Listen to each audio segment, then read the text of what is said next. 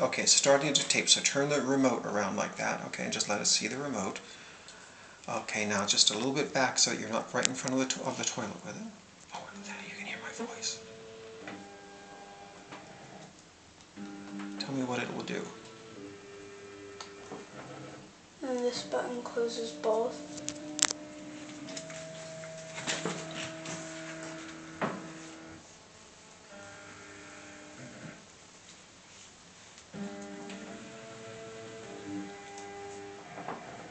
Now the dryer button. It only works if you're on it. And then there's a pulsating button.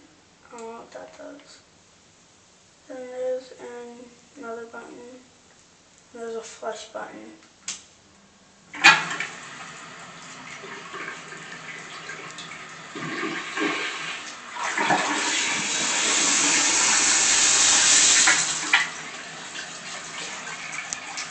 And over here, there's rear cleansing, wand cleansing, flush, open, close. This, I don't know, it does seat, water, dryer, timer, and auto.